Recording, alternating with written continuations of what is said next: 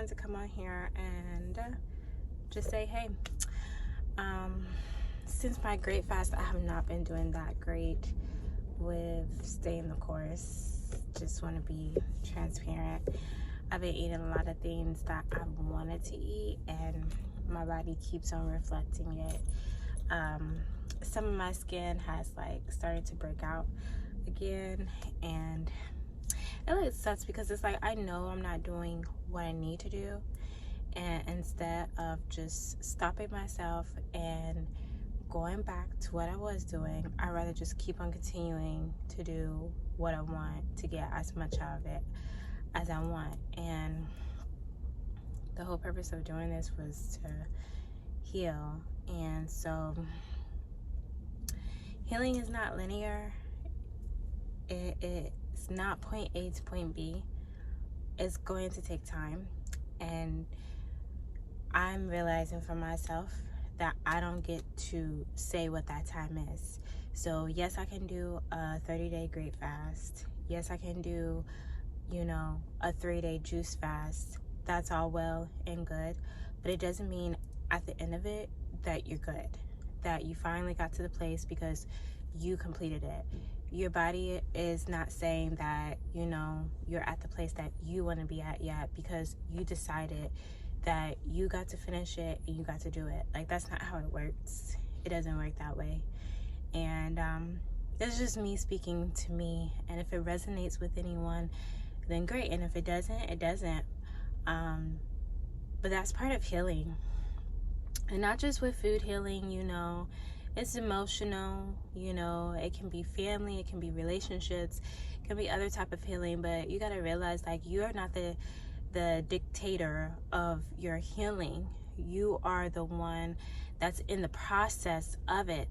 So just accept the journey, embrace the journey, allow the journey to guide you, allow the journey to heal you. And my firm foundation in the journey is Jesus Christ. That's who my foundation is. Yes, there's days where I just don't want to pick up my word and I don't want to pray. However, through this healing process, it is Jesus Christ as the firm foundation. You have to understand what that is for you. But just, really allowing it to click in your head. You don't get to dictate it. And don't beat yourself up when you want to share with people what you're doing and how you found that this might be healing and this might work. And then maybe 2 weeks later, you're off track. That's all part of the healing process. It's just the point that you're taking that one step and then you keep going. You don't stop. You don't look at what someone else is doing, but you focus on you. You focus on your transformation. You focus on where you were and where you're at now. And like I said, healing is not linear. You're going to get to a point where you feel like you made it to the top and realize that, you fell back 5 or 6 steps. And it's not necessarily starting all over again, but it's not necessarily starting where you thought you should be. So then that's pride being taken down, that's your ego being taken out. It's you just start to realize so many things that you're attached to that is that's carnal, and you just realize during healing, and in those moments you get to decide, are you going to keep feeding the carnal part, or are you going to feed the spirit part? Because for example, I was so ready to get off the great fast, so ready to get off of it. It was great that my skin was clearing up. It was great that I was always feeling hydrated. It was great. That part was just awesome. But the moment I got off and I ate my avocado toast, I didn't feel that well. And I had already kept telling myself, we should gradually just try to transition to just doing raw, have our salads, have our fruits. But I didn't want to be disciplined enough to be okay, let me make a salad. Let me figure out how to pack it. Let me do that. So I didn't want to do that part, so I just kept going into what else do I want to try again? What else do I want to eat? A lot of things weren't tasting the same, but I was still forcing myself. So every time, not even when I put it in my mouth, every time I even thought about it, instead of feeding the spirit, I was feeding the carnal. You know, when I was thinking about it, maybe that's correlation to like me drinking, not drinking like alcohol, but just like taking a sip, taking some water. But then after thinking about it, I'm thinking about, okay, where I'm going to get it. So that part is like, okay, I'm getting the meal together, and then now that I have it, I'm eating it. And that's how I'm taking it. It's just like, it was a small thought. Instead of feeding the carnal, you could have just been like, you know what, I put too much time and effort to let it go all to waste. Let me gather my thoughts up, because that's where it's starting. It's starting in my thoughts. Let me gather up my thoughts and let me try this again. Like, it may not be great in the moment, but hey, I know I'm going to be pleased with myself later, because that's what I told myself during the fruit fast, the fruit cleanse. That's what I was telling myself every day. Like, it's going to be worth it at the end. The issue is, like I said, for me, I want it on my timing instead of allowing the journey to just lead you. So I just wanted to share this. Healing is not linear. It is a journey. It is a process. Every day you're choosing to either feed your carnal or feed your spirit. And then that's a whole nother thing of feeding your spirit. Like, what type of spirit are you? Are you allowing it to be the Holy Spirit, or do you got something else? And, you know, I don't deal with any of those other things. The only spirit that resides in me is the Holy Spirit. So if I'm not feeding the Holy Spirit, then I'm feeding my carnal side. And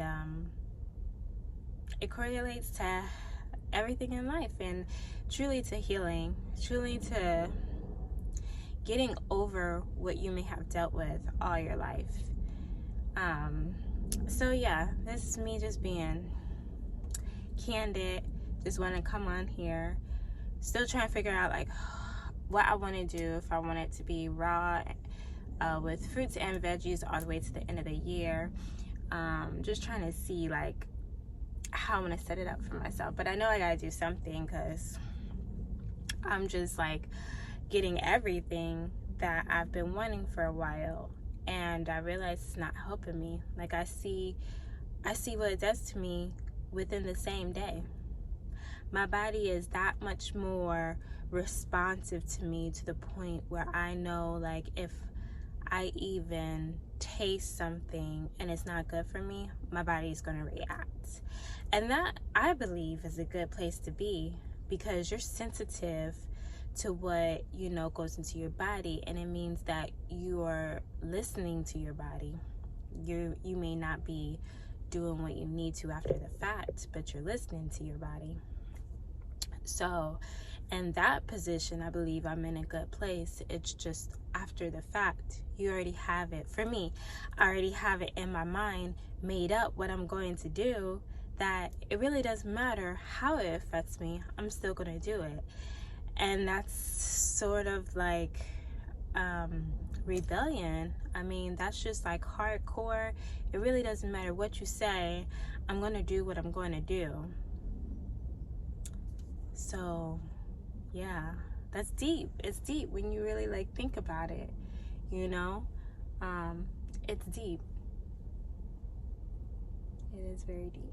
And not saying that I don't want to eat, you know, vegan food or cooked food again, but it's just like it's a time period that you want to go through, not even just challenge yourself, because now you realize by trying to use that, by trying to say it's a challenge, now it's kind of in a way a scapegoat, because you get to count down for so many days and you finally get there.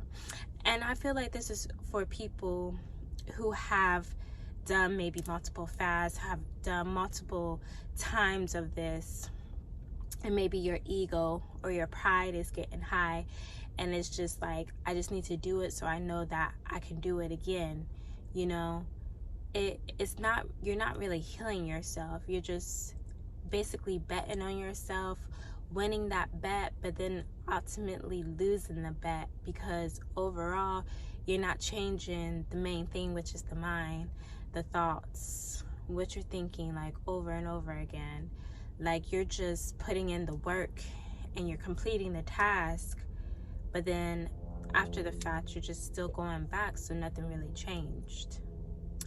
I don't know, I know I rambled a lot but I just want to be candid and just share how I'm feeling and where I'm at in my healing process, and just hope that this resonates with someone, and that, you know, you think about your choices too. Like, what are you really doing them for? You know, is it just a check, or is it really to turn? And even if you're in a position where you're forced to turn, are you going to try to reevaluate your mind enough to the point where it doesn't have to be forced anymore? It's something that you want to do, and that takes work. It takes discipline. It takes, you know, acknowledging to yourself that you don't want to do this. Like, I don't really want to do these fasts, but I know that it's healthy for me, and I know it's good for my body. So are you going to do the work to change your mindset so that you can start to enjoy the process instead of despise the process? You know, instead of just be ready for the process to be over with so you can do what you want to do, which puts yourself in the position that you are in now. May not be the whole reason why you're in this position. Could be genetics, it could be, you know,